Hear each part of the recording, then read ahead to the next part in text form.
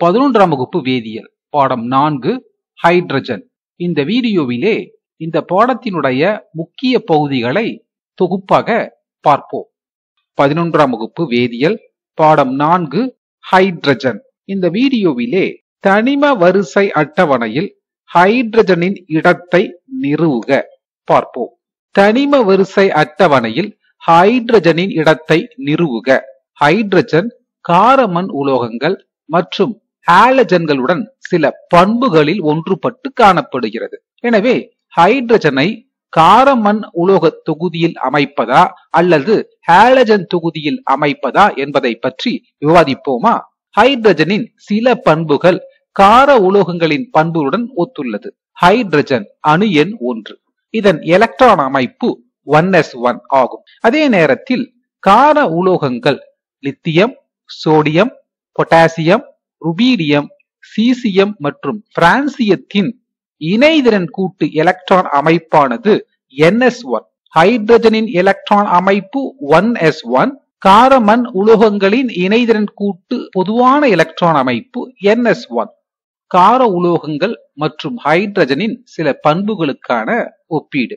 கார உலோகங்களின் இணைதிறன் கூட்டு எலக்ட்ரான் அமைப்பானது ns1 என சற்று முன்தான் நாம் அறிந்தோம். இந்த ஒரு எலக்ட்ரான் எளிதாக இழக்கப்பட்டு ஒற்றை நேர்மின் சுமை உடைய அயனிகளை கார உலோகங்கள் உருவாக்குகின்றன. எடுத்துக்காட்டாக Na+, Cs+ போன்ற ஒற்றை நேர்மின் அயனிகளை கார உலோகங்கள் உருவாக்குகின்றன. அதே நேரத்தில் ஹைட்ரஜன் இதன் எலக்ட்ரான் அமைப்பு 1s1. இந்த ஒரு எலக்ட்ரான் இழக்கப்பட்டு ஹைட்ரஜனும் ஒற்றை நேர்மின் சுமையுடைய H+ அயனியை உருவாக்குகிறது. கார உலோகங்கள் ஹாலஜன்களுடன் வினைபுரிந்து ஹாலைடுகளை தருகின்றன. எடுத்துக்காட்டாக சோடியம் ஹாலஜனுடன் வினைபுரிந்து NaX என்ற வாய்பாடுடைய சோடியம் ஹாலைடை தருகிறது. அதுபோல ஹைட்ரஜனும் ஹாலஜனுடன் வினைபுரிந்து HX என்ற வாய்பாடுடைய ஹைட்ரஜன் ஹாலைடை தருகிறது. சோடியம் ஆக்சிஜனுடன் வினைபுரிந்து Na2O என்ற சோடியம் ஆக்சைடையும் Na2O2 என்ற சோடியம் பெராக்சைடையும் தருகிறது. இதே போல ஹைட்ரஜனும் ஆக்சிஜனுடன் வினைபுரிந்து H2O என்ற வாய்பாடுடைய நீரையும் H2O2 என்ற வாய்பாடுடைய ஹைட்ரஜன் பெராக்சைடையும் தருகிறது. சோடியம் சல்பருடன் வினைபுரிந்து Na2S என்ற சோடியம் சல்பைடை தருகிறது. அதே நேரத்தில் ஹைட்ரஜனும் சல்பருடன் வினைபுரிந்து ஹைட்ரஜன் சல்பைடை தருகிறது. கார உலோகங்கள் சிறந்த ஒடுக்கும் பொருளாக செயல்படுகிறது. அதுபோல ஹைட்ரஜனும் சிறந்த ஒடுக்கும் பொருளாக செயல்படுகிறது. ஆக இவைகளே ஹைட்ரஜனுக்கும் கார உலோகங்களினுடைய பண்புகளுக்கும் உள்ள ஒப்பீடு. இதுபோல ஹைட்ரஜன் ஹாலஜனுடன் எந்தெந்த பண்புகளில் ஒன்றுபட்டு காணப்படுகிறது என்பதை பார்ப்போமா? ஹாலஜன்கள். ஹைட்ரஜன் ஹாலஜன் ஆனது எளிதாக ஒரு எலக்ட்ரானை ஏற்று X- என்ற வாய்பாடுடைய ஹாலைடு அயனிகளை உருவாக்குகின்றன. அதுபோல ஹைட்ரஜனும் ஒரு எலக்ட்ரானை ஏற்று H- என்ற வாய்பாடுடைய ஹைட்ரைடு அயனியை உருவாக்குகிறது. ஹாலஜன்களின் எலக்ட்ரான் நாட்ட மதிப்பு அதிகம். அதே நேரத்தில் ஹைட்ரஜனின் எலக்ட்ரான் நாட்ட மதிப்பு குறைவு. அரை மூலக்கூறு புரோமினானது Br- ஆக மாற, அதாவது புரோமைடு அயனியாக மாறும் வினையினுடைய என்தால்பி மாற்றமானது -55 கிலோ கலோரி மோல் இன்வர்ஸ் ஆகும். அதாவது புரோமின் மூலக்கூறு Br- ஆக புரோமைடு அயனியாக மாறக்கூடிய வினையானது ஒரு வெப்ப உமிழ் வினை. அதே நேரத்தில் அரை ஹைட்ரஜன் மூலக்கூறு எலக்ட்ரானை ஏற்று H- ஆக மாறக்கூடிய வினையின் என்தால்பி மாற்றமானது +36 கிலோ கலோரி மோல் இன்வர்ஸ். அதாவது H- ஹைட்ரைடு அயனியாக மாறக்கூடிய வினையானது ஒரு வெப்ப கொள்வினை. எனவே பெரும்பாலான கார உலோகங்களின் பண்புகளை ஹைட்ரஜன் பெற்றிருப்பது உறுதியாகிறது. மேலும் பெரும்பாலான சேர்மங்களில் ஹைட்ரஜன் +1 ஆக்சிஜனேற்ற நிலையை கொண்டிருப்பதால் ஹைட்ரஜனை கார உலோகங்களுடன் இடம்பெறச் செய்வது சரியானதாக இருக்கும். ஹைட்ரஜனின் அயனியாக்கும் ஆற்றல் கார உலோகங்களின் அயனியாக்கும் ஆற்றலை விட அதிகம் ஏன்? ஹைட்ரஜன் இதன் அணு எண் 1. இருக்கின்ற ஒரு எலக்ட்ரான் ஆனது முதலாவது ஆற்றல் மட்டமான k ஆற்றல் மட்டத்தில் 1s ஆர்பிட்டாலில் உள்ளது. இந்த எலக்ட்ரானை நீக்குவதற்கு 1314 கிலோ ஜூல் அளவிற்கு ஆற்றலானது தேவைப்படுகிறது.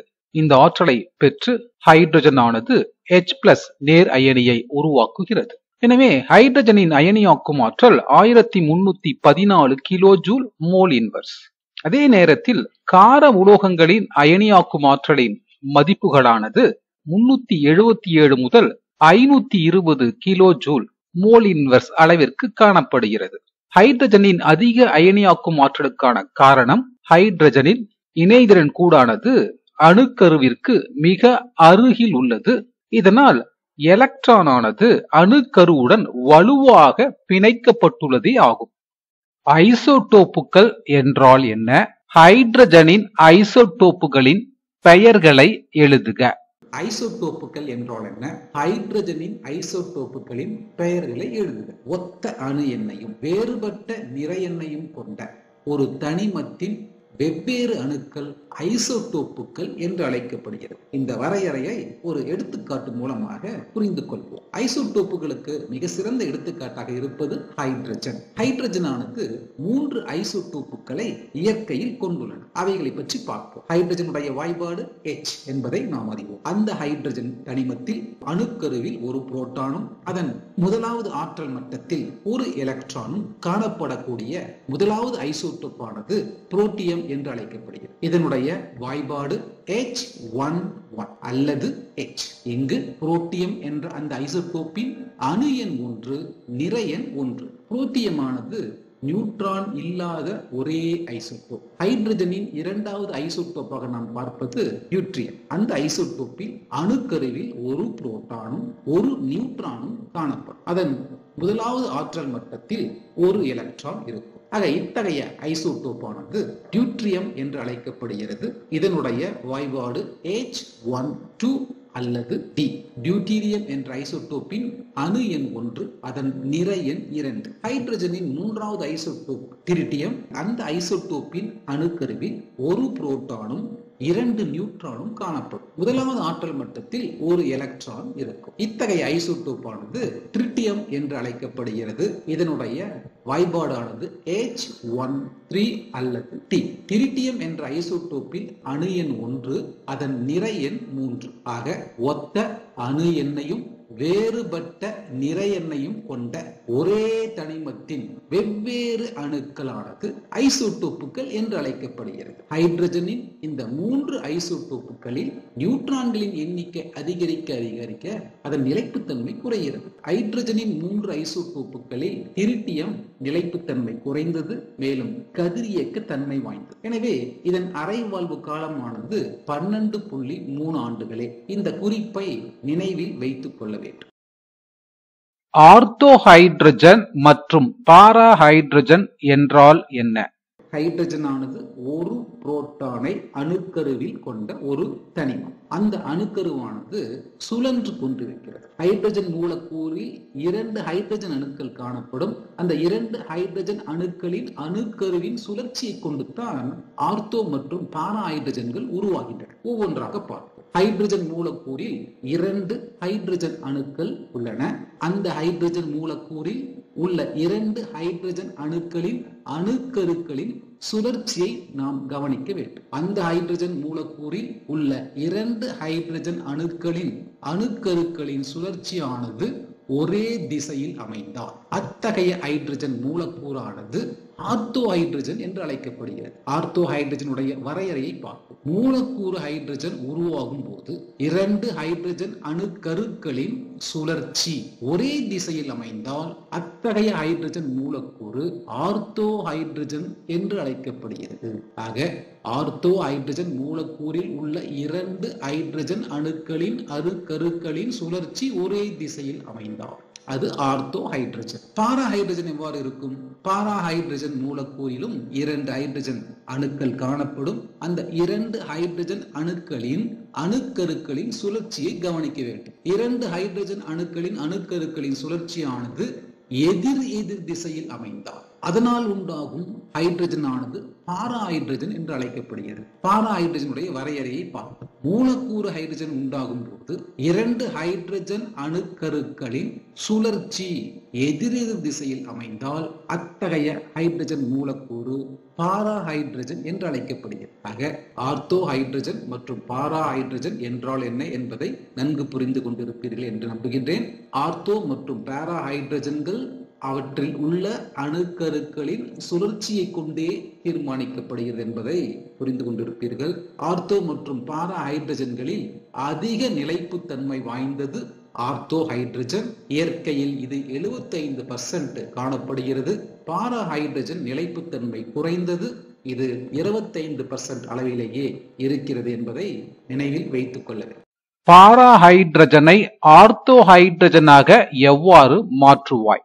இந்த கேள்வியானது தேர்வுக்கு மிக முக்கியமான கேள்வி.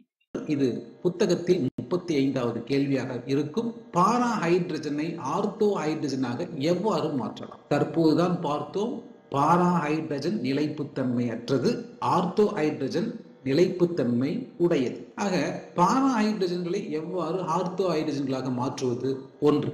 பாரா ஹைட்ரஜனை பிளாட்டினம் அல்லது இரும்பு வினைவேக மாற்றியின் முன்னிலையில் வினைப்படுத்தும் பொழுது ஆர்த்தோ ஹைட்ரஜனாக மாறும். 2. பாரா ஹைட்ரஜன் உள்ள கலனில் மின்சாரத்தை பாய்ச்சும் பொழுது அது ஆர்த்தோ ஹைட்ரஜனாக மாற்றப்படும். 3. பாரா ஹைட்ரஜன் உள்ள கலனை 800 டிகிரி C மேலாக சூடுபடுத்தும் பொழுது அது ஆர்த்தோ ஹைட்ரஜனாக மாறும். 4. பாரா ஹைட்ரஜன் ஆனது ஆக்சிஜன் அல்லது நைட்ரிக் ஆக்சைடு அல்லது நைட்ரஜன் டை ஆக்சைடு போன்ற பாரா காந்த தன்மையுடைய மூலக்கூறுடன் கலக்கும் பொழுது அது ஆர்த்தோ ஹைட்ரஜனாக மாறுகிறது. 5. பாரா ஹைட்ரஜன் ஆனது பிறவி நிலை அல்லது அணுநிலை ஹைட்ரஜனுடன் கலக்கும் பொழுது பாரா ஹைட்ரஜன் ஆர்த்தோ ஹைட்ரஜனாக மாறும். ஆக பாரா ஹைட்ரஜன்களை எளிதாக அதிக நிலைப்புத்தன்மையுடைய ஆர்த்தோ ஹைட்ரஜனாக மாற்ற முடியும்.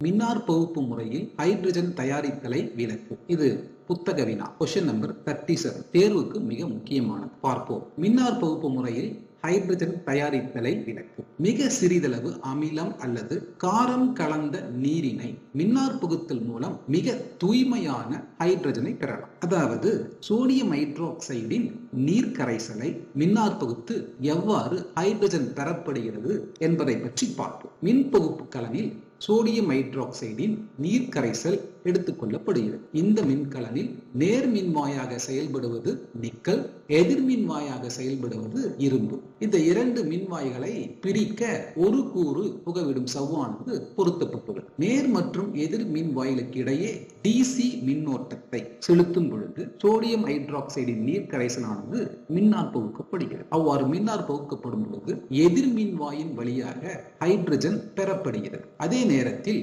நேர்மின் வாயின் வழியாக ஆக்சிஜன் ஆனது நீக்கப்படுகிறது. இந்த மின்னார் பகுப்பு கலனில் நடைபெறுகின்ற மின்வாய் வினைகளை பார்ப்போம். நேர்மின்வாய் மின்கலனில் உள்ள காரக்கரைசலில் காணப்படுகின்ற OH- அயனிகளானது நேர்மின்வாயை நோக்கி நகருகின்றது. அதாவது OH- அயனியானது நீர், ஆக்சிஜன் மற்றும் எலக்ட்ரானை தருகின்றது. இந்த நேர்மின்வாய் வினையை சமன் செய்வோம். 2 ஹைட்ரஜன், எனவே OH- அயனியின் முன்பு 2, 2 மைனஸ் ஆக எலக்ட்ரான் முன்பு 2. இருக்கின்ற ஆக்சிஜனுடைய எண்ணிக்கை இணை படு பொருள் பகுதியில் 2, இணை விளை பொருள் பகுதியில் 3 ஆக்சிஜன்கள் உள்ளன. எனவே இதை ஈடு செய்ய ஆக்சிஜன் மூலக்கூறு முன்பு ஆஃப் எண் இடப்படுகிறது. தற்போது இச்சமன்பாடானது சமன் செய்யப்பட்டுள்ளது. ஆக நேர்மின்வாயிலிருந்து பெறப்பட்ட 2 எலக்ட்ரான்களானது சுற்றுக்கு செல்லுகிறது. சுற்றினுடைய இறுதியில் எதிர்மின்வாயில் வினை நிகழ்கிறது. எதிர்மின்வாயில் நீர் மூலக்கூறானது சுற்றிலிருந்து பெறப்பட்ட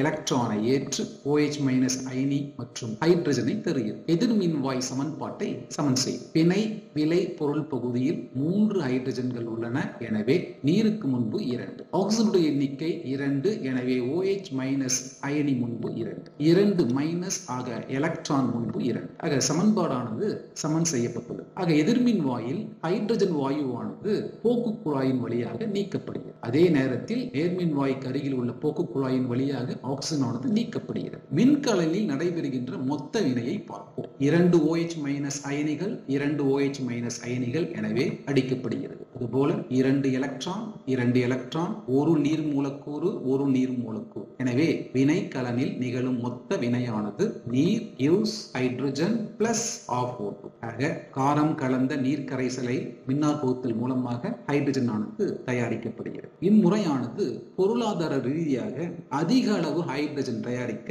சிறந்த முறையாக இருக்காது என்பதை நினைவில் வைத்துக் கொள்ள வேண்டும். ஆக இந்த வீடியோவிலே மின்னார் பகுத்தல் மூலம் எவ்வாறு ஹைட்ரஜன் ஆனது தயாரிக்கப்படுகிறது என்பதை நன்கு புரிந்து கொண்டிருப்பீர்கள் என நம்புகின்றேன். ஹைட்ரஜனின் கதிரியக்க ஐசோடோப்பான டிரிட்டியத்தின் வேதியியலை பார்ப்போம்.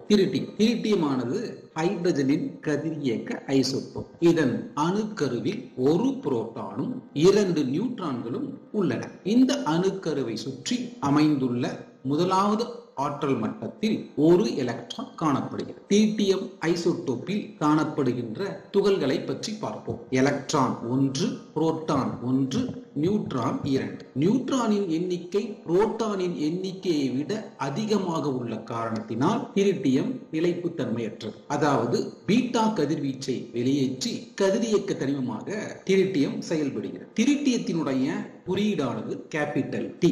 இதை இவ்வாறும் எழுதலாம், H13. இங்கு கவனிக்க வேண்டியது H என்ற தனிமத்தின் குறியீட்டின் இடது கீழ்ப்புறம் உள்ள எண்ணானது அதன் அணு எண்ணையும், குறியீட்டின் இடது மேற்புறம் உள்ள அணு எண்ணானது அத்தனிமத்தினுடைய நிறை எண்ணையும் குறிக்கின்றது. டிரிட்டியத்தினுடைய தயாரித்தலை பார்ப்போம். இது தேர்வுக்கு மிக முக்கியமான கேள்வி. டிரிட்டியம் எவ்வாறு தயாரிக்கப்படுகிறது? அணுக்கரு பிளவு உலையில், அதாவது நியூக்ளியர் ரியாக்டர், லித்தியத்தின் மீது மெதுவாக இயங்கும் நியூட்ரானை மோதச் செய்து செயற்கை முறையில் டிரிட்டியம் பெறப்படுகிறது. இத்தகைய அணுக்கரு வினைகள் அல்லது உட்கரு வினைகளானது அணுக்கரு உலையில் நடைபெற வேண்டும். நியூட்ரான் N01 மெதுவாக இயங்கும் இந்த நியூட்ரானை லித்தியத்தின் மீது மோதச் செய்யும் பொழுது அணுக்கரு பிளவு வினை நடைபெறுகிறது. அதாவது நியூக்ளியர் ஃபிஷன் ரியாக்ஷன். அவ்வாறு நடைபெற்று 2 அணுக்கருக்களை தருகின்றது.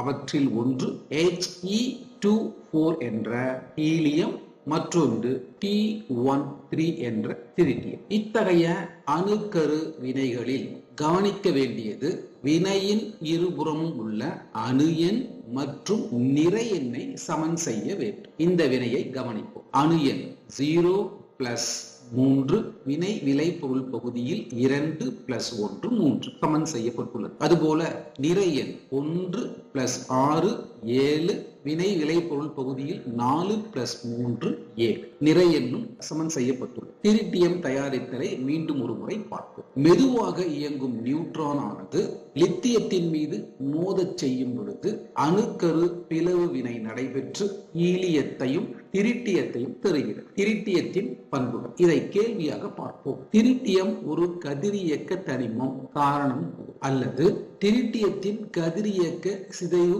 வினையை எழுது. டிரிட்டியம் T13 தானாகவே சிதைவுறுகிறது. அதனால் தான் இது கதிரியக்க தனிமம். தானாகவே சிதைவுற்று He2O என்ற ஹீலியத்தின் ஐசோடோப்பையும் E-10 என்ற பீட்டா துகளையும் வெளியேற்றுகிறது. இந்த கதிரியக்க சிதைவு வினையில் சமன் செய்யப்பட்டுள்ளதா என்பதை பார்ப்போம். அணு எண்ணை சமன் செய்ய வேண்டும் அல்லவா? 1 2 - 1 = 1. நிறை எண் 3 3+0 3. ஆக அணு எண் மற்றும் நிறை எண் சமன் செய்யப்பட்டுள்ளது. டிரிட்டியமானது கதிரியக்க தனிமம். காரணம் பீட்டா துகளை வெளியேற்றுகிறது. இதனால் காலப்போக்கில் இதை சிதைவுறும் அல்லவா? எனவே டிரிட்டியத்தை பொறுத்தளவில் மிக முக்கியமான குறிப்பு டிரிட்டியத்தினுடைய அரைவால் காலம், அதாவது Tr is equal to 12.3 ஆண்டுகள். இதனுடைய பொருள் என்ன? அரைவாழ்வு காலம் என்றால் என்ன? ஆரம்பத்தில் எடுத்துக்கொண்ட கதிரியக்க தனிமத்தின் செறிவானது பாதியாக மாறுவதற்கு தேவைப்படக்கூடிய காலம் அந்த கதிரியக்க தனிமத்தின் அரைவாழ்வு காலம். ஆக 1 கிராம் டிரிட்டியமானது 1/2 கிராம் திரிட்டியமாக மாற அதற்கு தேவைப்படக்கூடிய காலமானது 12.3 ஆண்டுகள். இங்கு அரைவாழ்வு காலத்தினுடைய வரையறையை பார்ப்போம். அரைவாழ் காலம் கதிரியக்க தடிமத்தின் துவக்க செறிவானது சரிபாதியாக குறைவதற்கு தேவைப்படும் காலம். அந்த கதிரியக்க தடிமத்தின் அரைவாழ் காலம் என்று அழைக்கப்படுகிறது. ஆக இந்த வீடியோவிலே திரிட்டியத்தினுடைய வேதியியலை நன்கு புரிந்து கொண்டிருப்பீர்கள் என நம்புகின்றேன். நீர், கடின நீர் ஹார்ட் வாட்டர், மென்னீர் சாஃப்ட் வாட்டர், தற்காலிக கடினத்தன்மை டெம்பரவரி ஹார்ட்னஸ், நிரந்தர கடினத்தன்மை பெர்மனன்ட் ஹார்ட்னஸ் மற்றும் தற்காலிக கடினத்தன்மை நிரந்தர கடினத்தன்மை நீக்கக்கூடிய முறைகள் ஆகியவற்றை முழுமையாக தெரிந்து கொள்வோம். நீரில் கரைந்துள்ள உப்புக்களை பொறுத்து இது இரண்டாக வகைப்படுத்தப்படுகிறது. அவற்றுள் ஒன்று கடின நீர் ஹார்ட் வாட்டர், மற்றொன்று மென்னீர் சாஃப்ட் வாட்டர். கடின நீர் மேலும் தற்காலிக கடினத்தன்மை டெம்பரவரி ஹார்ட்னஸ் என்றும் நிரந்தர கடினத்தன்மை பெர்மனன்ட் ஹார்ட்னஸ் என்றும் வகைப்படுத்தப்படுகிறது. தற்காலிக கடினத்தன்மைக்கு காரணமான உப்புக்களை தெரிந்து கொள்வோமா? ஒன்று கால்சியம் பைகார்பனேட், 2 மெக்னீசியம் பைகார்பனேட். நிரந்தர கடினத்தன்மைக்கு காரணமான உப்புக்கள் ஒன்று calcium sulphate, 2 magnesium sulphate, 3 calcium chloride, 4 magnesium chloride. 1. கடின நீர் ஹார்ட் வாட்டர் என்றால் என்ன?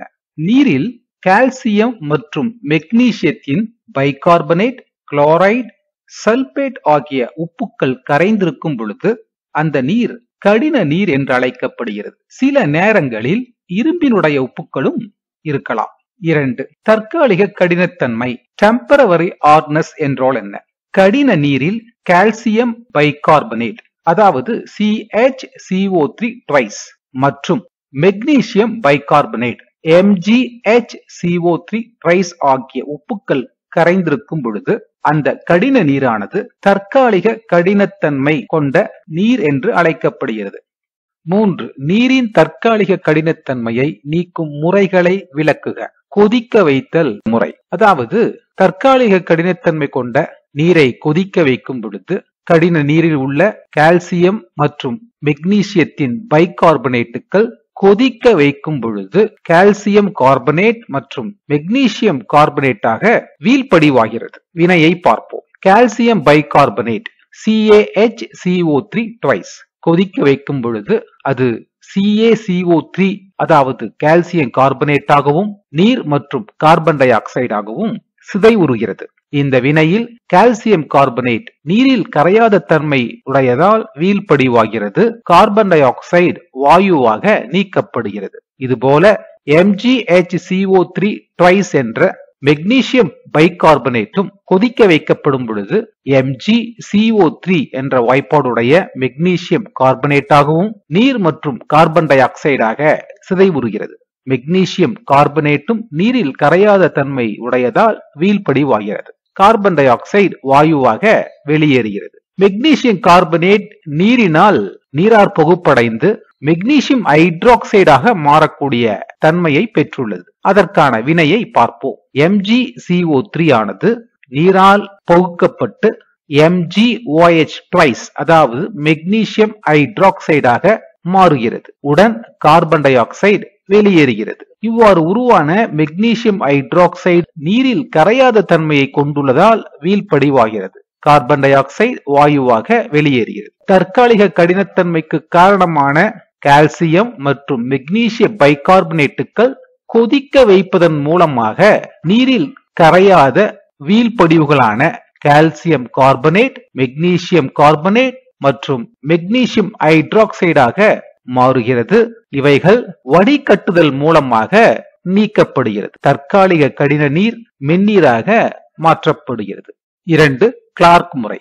இது தற்காலிக கடினத்தன்மையை நீக்க பயன்படுகின்ற மற்றொரு முறை. இந்த முறையில் கடின நீரில் உள்ள கால்சியம் மற்றும் மெக்னீசிய பைகார்பனேட்டுகளை கால்சியம் ஹைட்ராக்சைடுடன் வினைப்படுத்தி கால்சியம் கார்பனேட்டாகவும் மெக்னீசியம் கார்பனேட்டாகவும் நீக்கப்படுகிறது. என்ன நிகழ்கிறது என்பதை சமன்பாட்டின் மூலம் பார்ப்போம். கடின நீரில் உள்ள CaHCO3 ட்வைஸ் அதாவது கால்சியம் பைகார்பனேட் ஆனது சேர்க்கப்படுகின்ற கால்சியம் ஹைட்ராக்சைடுடன் CaOH ட்வைஸ் உடன் வினை புரிகிறது.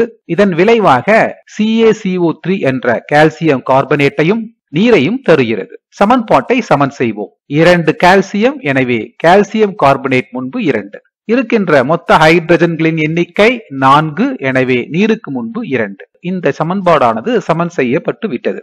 தற்காலிக கடினத்தன்மைக்கு காரணமான கால்சியம் பைகார்பனேட் ஆனது கால்சியம் ஹைட்ராக்சைடுடன் வினை புரிந்து கரையாத கால்சியம் கார்பனேட் வீழ்படிவை தருகிறது. அதுபோல MgHCO3 ட்வைஸ் மெக்னீசியம் பைகார்பனேட் ஆனது கால்சியம் ஹைட்ராக்சைடுடன் வினை புரிந்து மெக்னீசியம் ஹைட்ராக்சைடையும் கால்சியம் கார்பனேட்டையும் நீரையும் தருகிறது. இந்த வினையை சமன் செய்வோம். 2 கார்பன், எனவே கால்சியம் கார்பனேட் முன்பு 2. 2 கால்சியம், எனவே கால்சியம் ஹைட்ராக்சைடு முன்பு 2. இருக்கின்ற ஹைட்ரஜன்களின் எண்ணிக்கை 2 × 2 4 + 6. இங்கு 2 உள்ளது, எனவே நீருக்கு முன்பு 2. இச்சமன்பாடானது தற்போது சமன் செய்யப்பட்டுள்ளது. இங்கே உருவான விளைபொருள்களில் மெக்னீசியம் ஹைட்ராக்சைடு ஆனது நீரில் கரையாத தன்மை உடையதால் வீழ்படிவாகிறது.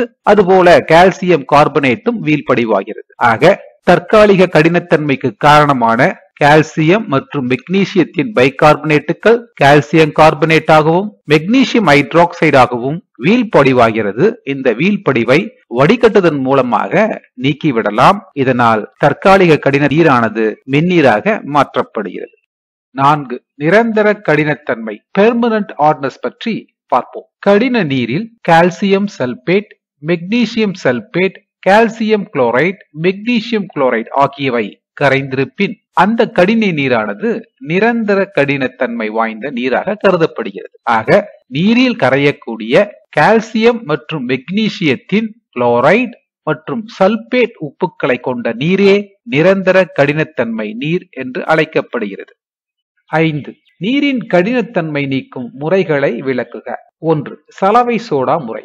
நீரின் நிரந்தர கடினத்தன்மைக்கு காரணமான கால்சியம் மற்றும் மெக்னீசியத்தின் குளோரைடு மற்றும் சல்பேட்டுகளை சலவை சோடா சேர்த்து வினைப்படுத்துவதன் மூலமாக அவற்றினுடைய கார்பனேட்டுகளாக நீக்கும் முறையே சலவை சோடா முறை. இந்த முறைக்கான சமன்பாட்டை பார்ப்போம். MCl2. இங்கு M என்பது கால்சியத்தையோ அல்லது மெக்னீசியத்தையோ குறிக்கிறது. இது சலவை சோடா Na2CO3 உடன் வினைப்படுத்தப்படும் பொழுது MCO3 என்ற வாய்பாடுடைய கார்பனேட்டையும் சோடியம் குளோரைடையும் தருகிறது. MCO3 என்பது கால்சியம் கார்பனேட்டோ அல்லது மெக்னீசியம் கார்பனேட்டோ. சமன்பாட்டை சமன் செய்வோம்.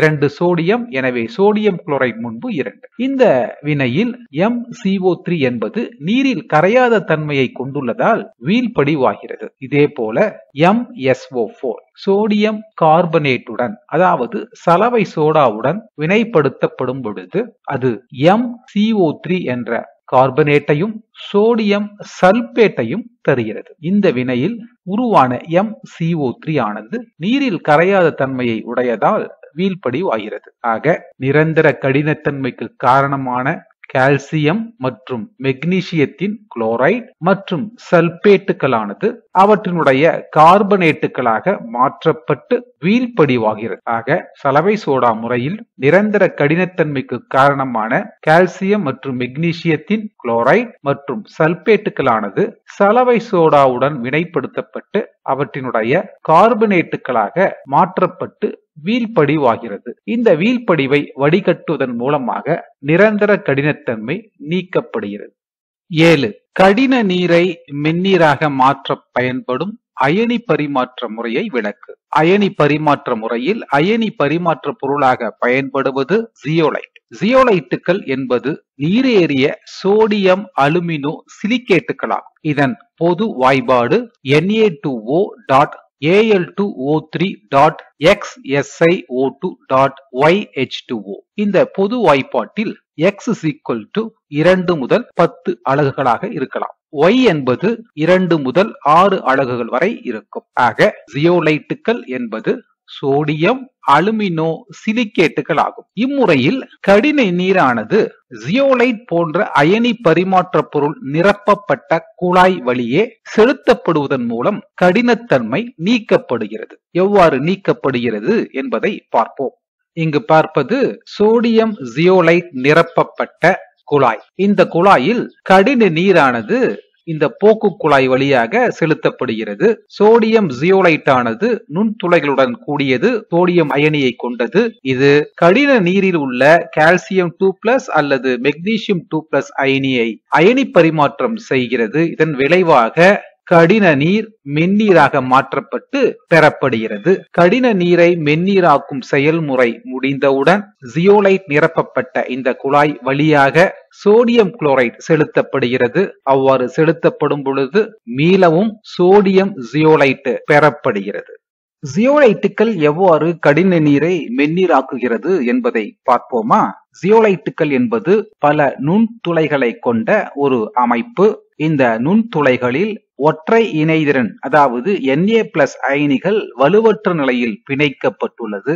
இந்த நிலையில் ஜியோலைட்டுகளின் வழியாக கடின நீரை செலுத்தும் பொழுது கடின நீரில் உள்ள கால்சியம் 2+ மற்றும் மெக்னீசியம் 2+ அயனிகளானது Na+ அயனிகளுடன் அயனி பரிமாற்ற வினைக்கு உட்படுகிறது. இதன் விளைவாக நுண்துளைகளில் கால்சியம் 2+ மற்றும் மெக்னீசியம் 2+ ஆனது இடம்பெறுகிறது. இந்த கால்சியம் 2+ மெக்னீசியம் 2+ நாம் பொதுவாக M2+ என எடுத்துக்கொள்வோம்.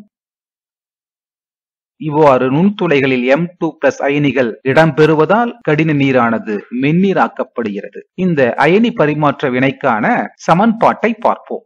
M2Z என்பது சோடியம் அயனி இடம்பெற்ற ஜியோலைட். இது கடின நீரில் உள்ள M2+ அயனியுடன் அயனி பரிமாற்ற வினைக்கு உட்படுகிறது. இதன் விளைவாக MZ என்ற ஜியோலைட் கிடைக்கப் பெறுகிறது. Na+ ஆனது வெளியேறுகிறது. இச்சமன்பாட்டை சமன் செய்வோம்.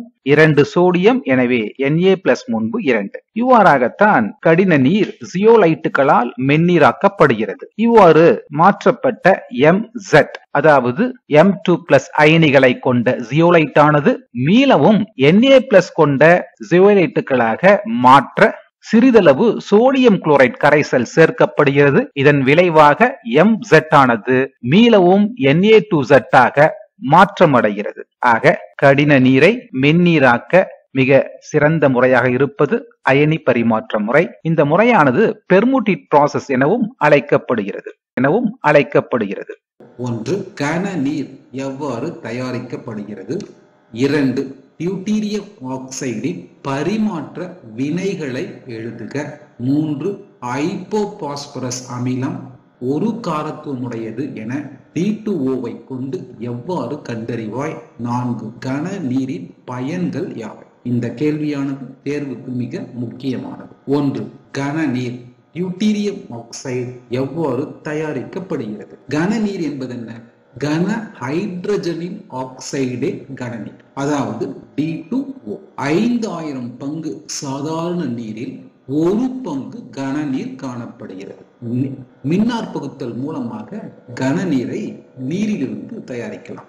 H2O போல டியூட்டீரியம் ஆக்சைடு அதாவது கனநீர் எளிதில் மின்னார் பகுப்பிற்கு உட்படாது என்பதால் நீரினை மின்னார் பகுத்தல் மூலம் கனநீரினை பெறலாம். எவ்வாறு பெறுவது என்பதை இங்கு பார்ப்போம். இங்கு பார்ப்பது மின் பகுப்பு கலன். இந்த மின் பகுப்பு கலனில் நீர் உள்ளது. 5000 பங்கு சாதாரண நீரில் 1 பங்கு கனநீர் உள்ளது என்று நாம் சற்று முன்னால் பார்த்தோம். ஆக மின் பகுப்பு கலனில் சாதாரண நீரானது மின்னார் பகுப்பிற்கு உட்படுத்தப்படுகிறது. இங்கு எதிர்மின் வாயாக செயல்படுவது இரும்பு, நேர்மின் வாயாக செயல்படுவது நிக்கல். 2 மின்வாய்களுக்கிடையே மின்னழுத்த வேறுபாட்டை அளிக்கும் போது மின்னார் பகுத்தல் நடைபெற்று முதலில் நீரானது பிரிகையுற்று ஹைட்ரஜன் வாயுவாகவும் ஆக்சிஜன் வாயுவாகவும் போக்கு குழாயின் வழியாக வெளியேறுகிறது. இவ்வாறாக நீரை மின்னார் பகுத்தலுக்கு உட்படுத்தி வாயுக்களாக மாற்றிய பின்பு எஞ்சி இருக்கக்கூடியது கனநீர் ஆகும். இவ்வாறாக கனநீரானது தயாரிக்கப்படுகிறது. கனநீரின் வேதிப்பண்புகள். கனநீரின் வேதிப்பண்புகளை கேள்விகளாக பார்ப்போம். 2. டியூட்டீரியம் ஆக்சைடின் பரிமாற்ற வினைகளை எழுதுக. இந்த கேள்வியானது இவ்வாறும் கேட்கப்படலாம். கனநீரின் பதிலீட்டு வினைகளை எழுதுக. 2 3 தான். முதல் வினை ஹைட்ரஜனை கொண்டுள்ள சேர்மங்களை டியூட்டீரியம் ஆக்சைடுடன் வினைப்படுத்தும் போது ஹைட்ரஜனானது டியூட்டீரியத்தால் பரிமாற்றம் செய்யப்படுகிறது. முதலாவது வினை சோடியம் ஹைட்ராக்சைடு. இதை டியூட்டீரியம் ஆக்சைடுடன் அதாவது கன நீருடன் வினைப்படுத்தும் பொழுது சோடியம் ஹைட்ராக்சைடில் உள்ள ஹைட்ரஜனானது டியூட்டீரியத்தால் பதிலீடு செய்யப்படுகிறது. இதன் விளைவாக இரண்டு விளைபொருள்கள் கிடைக்கின்றன. முதலாவது விளைபொருள் NaOD அதாவது சோடியம் டியூட்ராக்சைடு, மற்றொரு விளைபொருளானது HOD. இரண்டாவது பரிமாற்ற வினையை பார்ப்போம். ஹைட்ரோகுளோரிக் அமிலமானது டியூட்டீரியம் ஆக்சைடுடன் வினைப்படுத்தும் பொழுது ஹைட்ரோகுளோரிக் அமிலத்தில் உள்ள ஹைட்ரஜனுக்கு பதிலாக டியூட்டீரியம் பரிமாற்றப்படுகிறது. கிடைக்கின்ற சேர்மமானது DCl என்கின்ற டியூட்டீரியம் குளோரைடு உடன் HOD என்ற சேர்மம் பெறப்படுகிறது. மூன்றாவது வினை அமோனியம் குளோரைடு NH4Cl ஆனது கன நீருடன் அதாவது டியூட்டீரியம் ஆக்சைடுடன் வினைப்படுத்தும் பொழுது அமோனியம் குளோரைடில் உள்ள 4 ஹைட்ரஜனும் டியூட்டீரியத்தால் பதிலீடு அடைகின்றன. இதன் விளைவாக கிடைக்கின்ற விளைபொருளானது ஒன்று ND4Cl, இரண்டாவது விளைபொருள் HOD.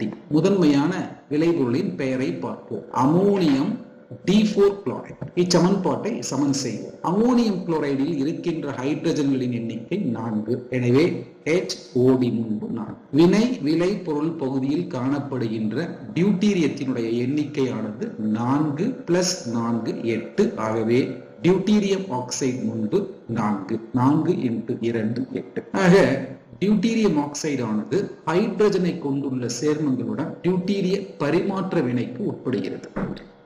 3.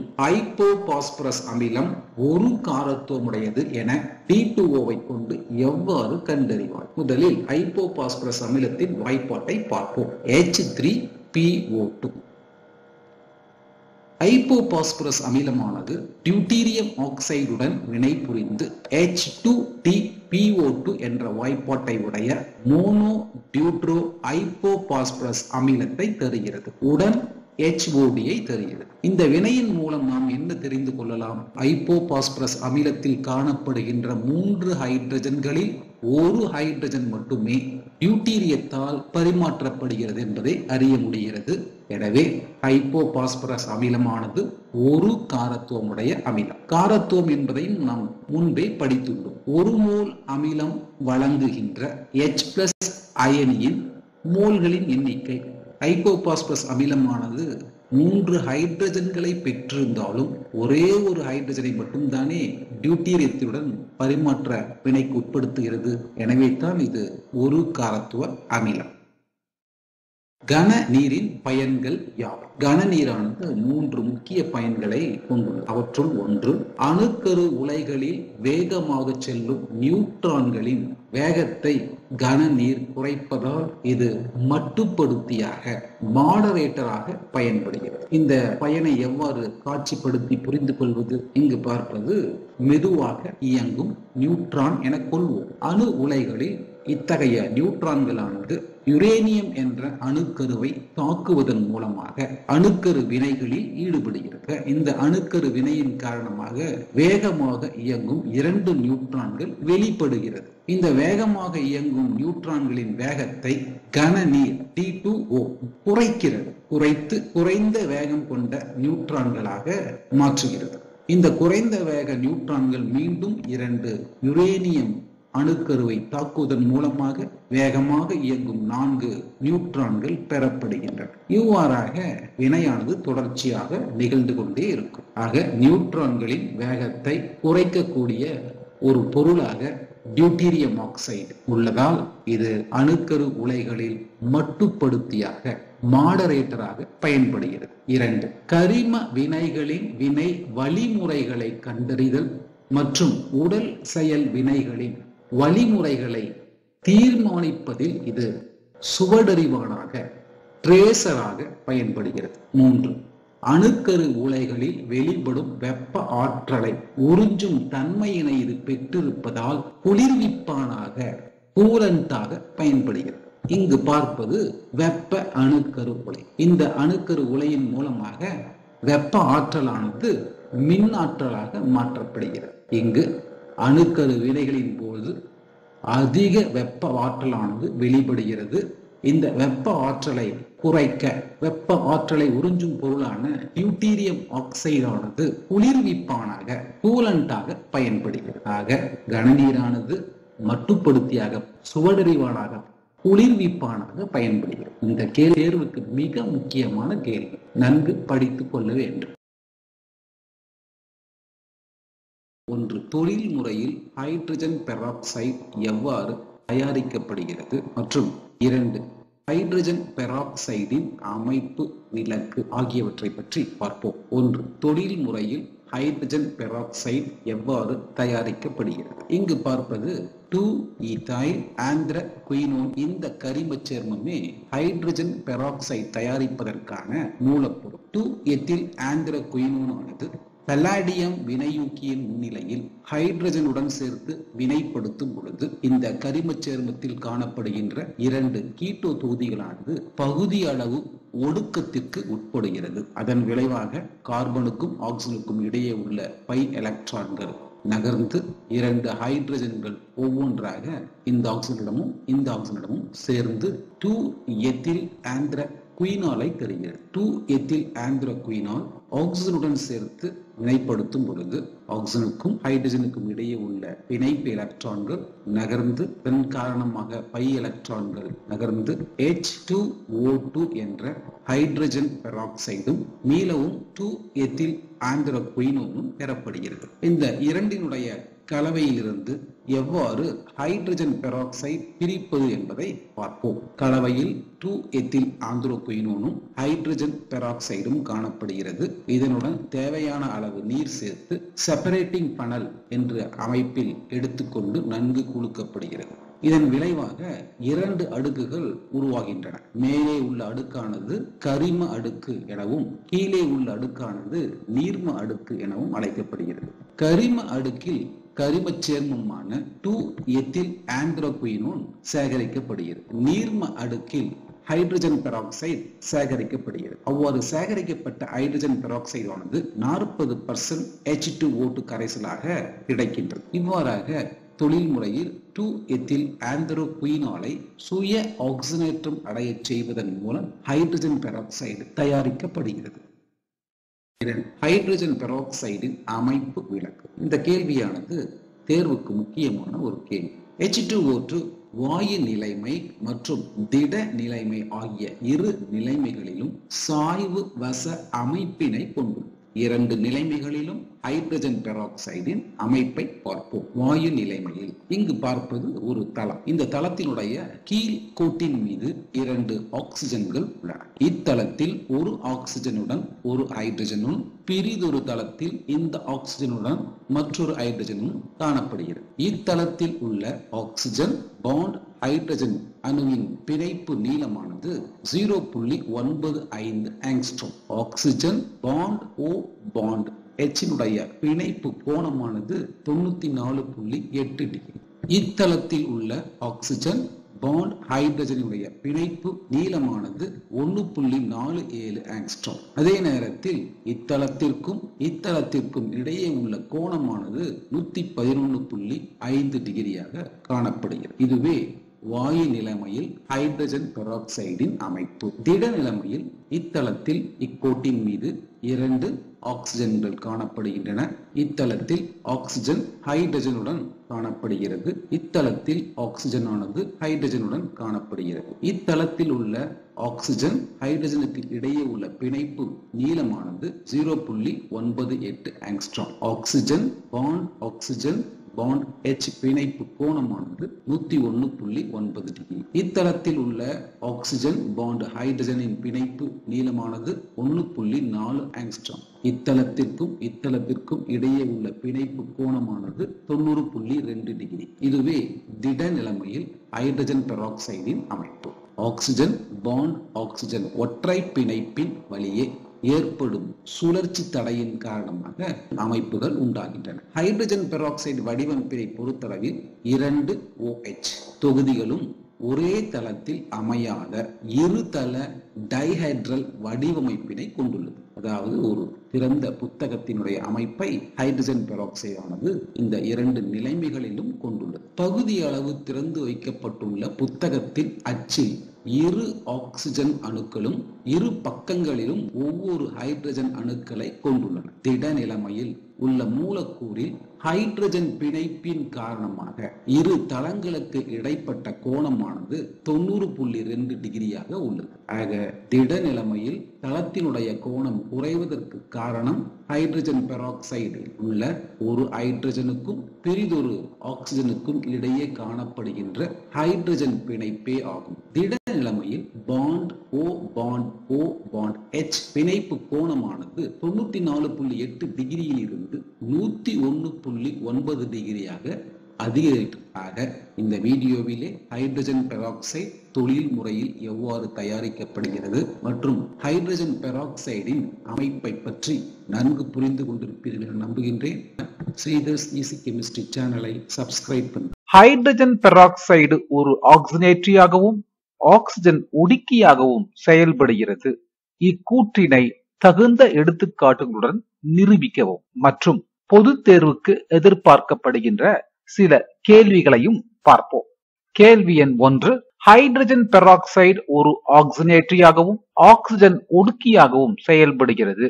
இக்கூற்றினை தகுந்த எடுத்துக்காட்டுகளுடன் நிரூபிக்கவும். ஹைட்ரஜன் பெராக்சைடு அமில ஊடகத்தில் ஆக்சிஜனேற்ற வினையை நிகழ்த்துகிறது. H2O2 ஹைட்ரஜன் பெராக்சைடு இது அமில ஊடகத்தில் அதாவது H+ முன்னிலையில் எலக்ட்ரானை ஏற்று நீராக மாறுகிறது. இச்சமன்பாட்டை சமன் செய்வோம். 2 ஆக்சிஜன், எனவே நீருக்கு முன்பு 2.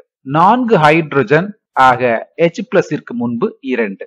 மின்சுமையை ஈடு செய்ய எலக்ட்ரானுக்கு முன்பு 2. தற்போது 2+, 2-. ஆக இச்சமன்பாடானது சமன் செய்யப்பட்டு விட்டது. இந்த வினையின் திட்ட மின்னழுத்த வேறுபாடானது E0 = +1.77 வோல்ட். ஹைட்ரஜன் பெராக்சைடு அமில ஊடகத்தில் ஆக்சிஜனேற்ற வினையை நிகழ்த்துகிறது. எடுத்துக்காட்டாக ஃபெரஸ் சல்பேட். இது கந்தக அமிலத்தின் முன்னிலையில் ஹைட்ரஜன் பெராக்சைடுடன் வினைப்பட்டு ஃபெர்ரிக் சல்பேட்டாக ஆக்சிஜனேற்றம் அடைகிறது. உடன் நீர் கிடைக்கிறது. இச்சமன்பாட்டை சமன் செய்வோம். ஃபெர்ரிக் சல்பேட்டில் 2 இரும்பு உள்ளது, எனவே ஃபெரஸ் சல்பேட் முன்பு 2. 2 ஆக்சிஜன், ஆக நீருக்கு முன்பு 2.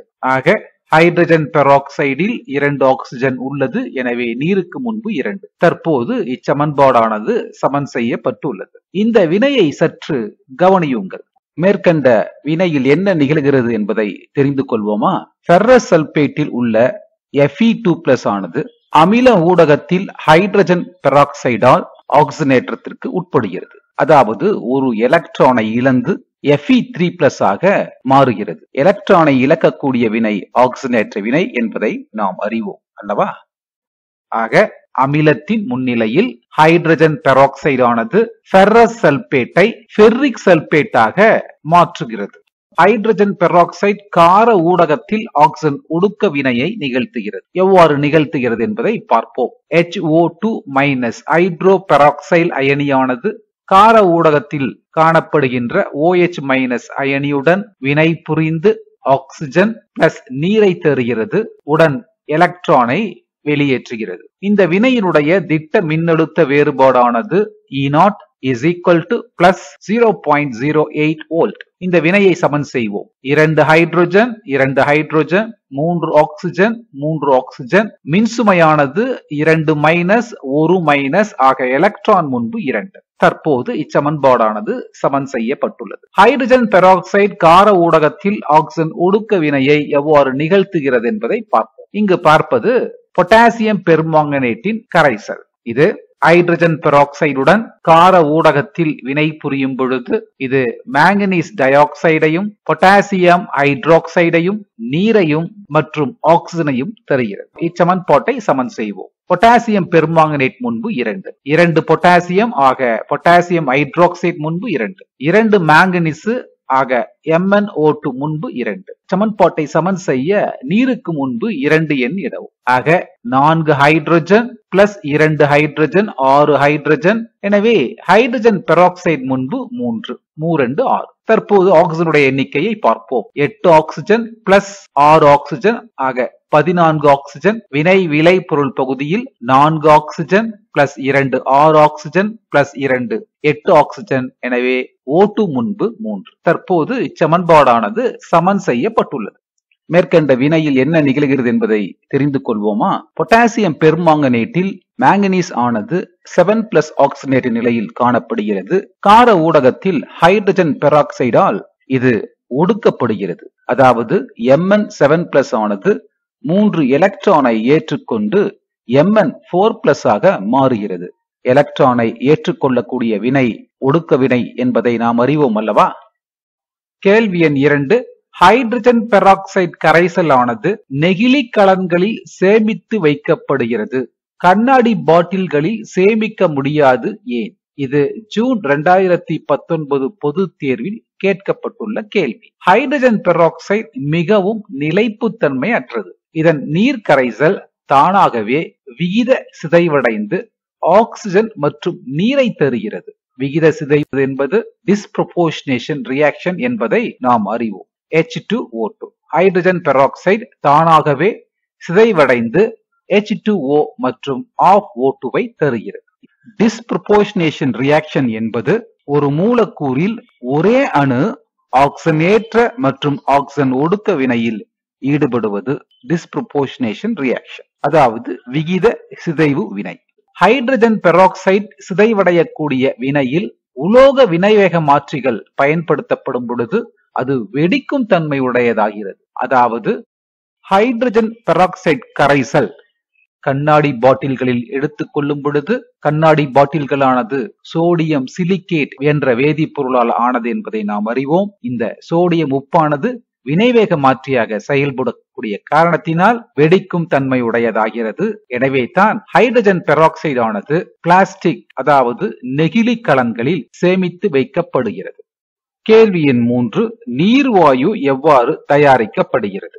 கல்கரியானது நீராவியுடன் சேர்த்து 1000 டிகிரி C வெப்பநிலையில் வினைப்படுத்தப்படும் பொழுது கார்பன் மோனாக்சைடு மற்றும் ஹைட்ரஜனுடைய கலவை பெறப்படுகிறது.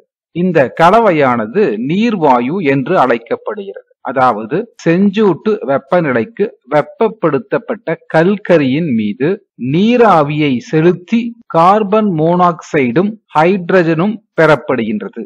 இம்முறையில் பெறப்படும் வாயுக்கள் அடங்கிய கலவை நீர்வாயு என்று அழைக்கப்படுகிறது.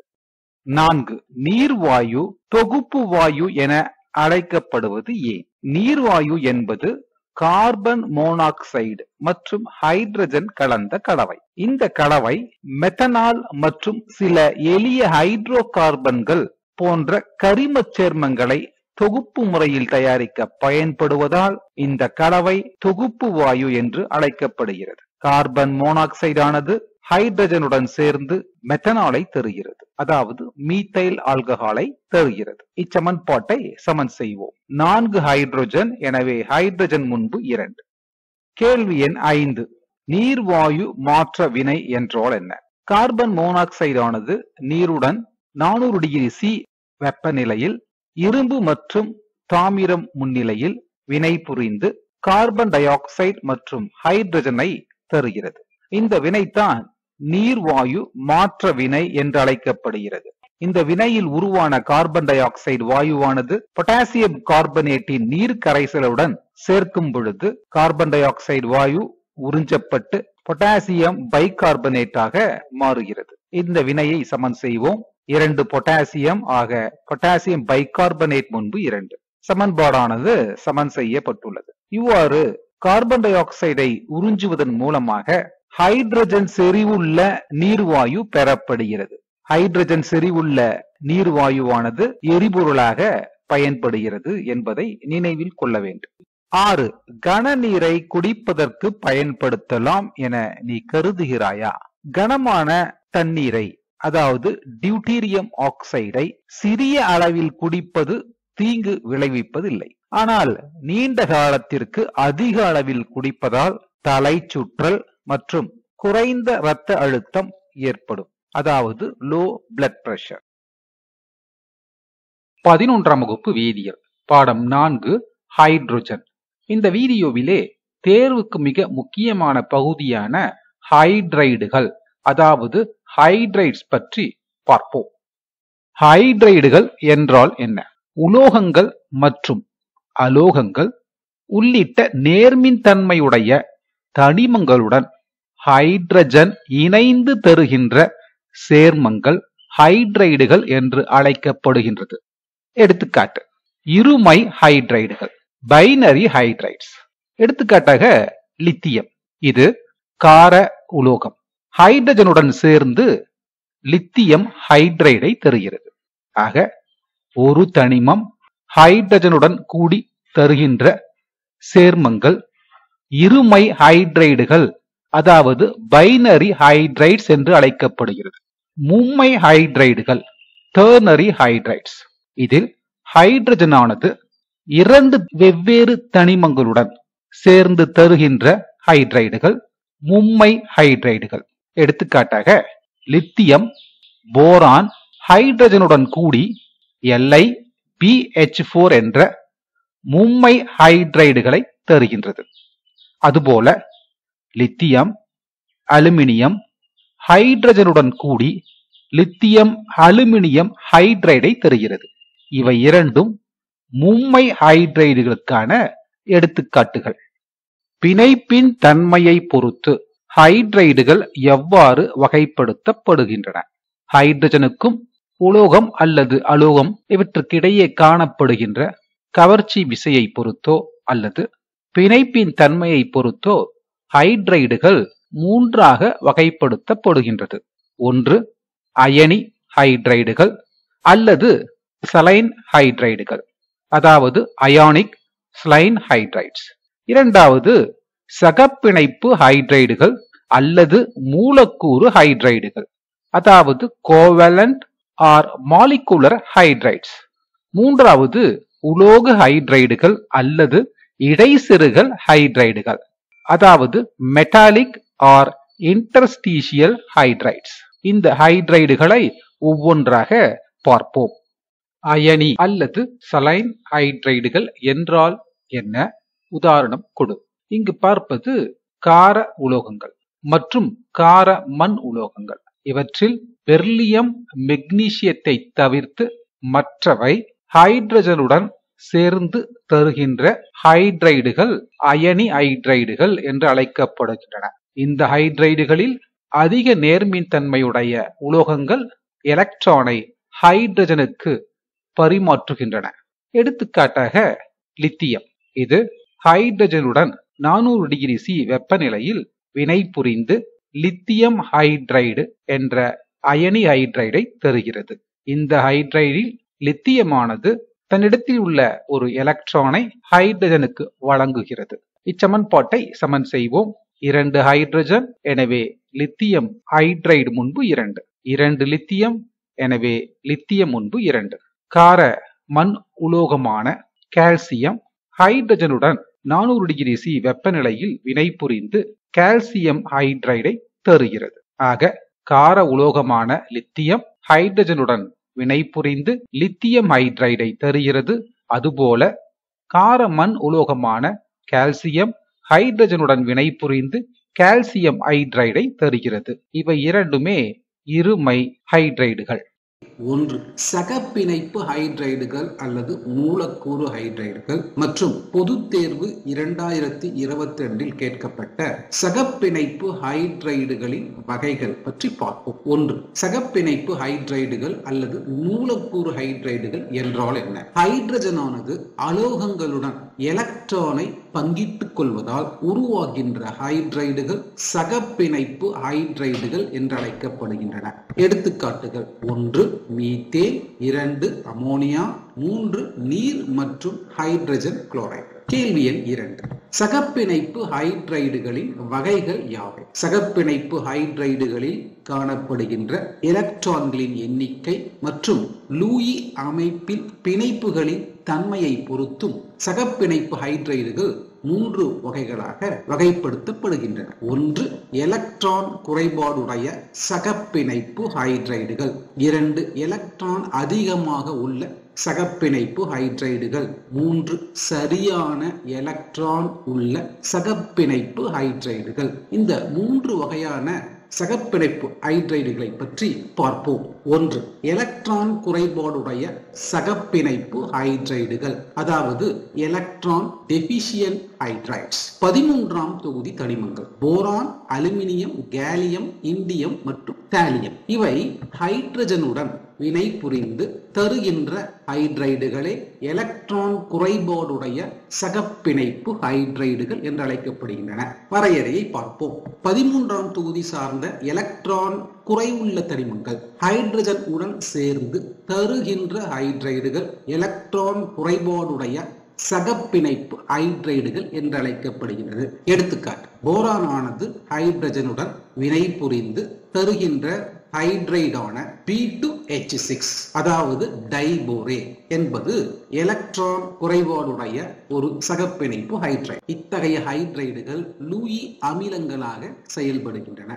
2 எலக்ட்ரான் அதிகம் உள்ள சகப்பிணைப்பு ஹைட்ரைடுகள், அதாவது எலக்ட்ரான் ரிச் ஹைட்ரைட்ஸ். 15 முதல் 17 தொகுதி வரையில் உள்ள P தொகுதி தனிமங்கள் ஹைட்ரஜனுடன் வினை புரிந்து தருகின்ற ஹைட்ரைடுகள் எலக்ட்ரான் அதிகம் உள்ள சகப்பிணைப்பு ஹைட்ரைடுகள் ஆகும். வரையறையை பார்ப்போம்.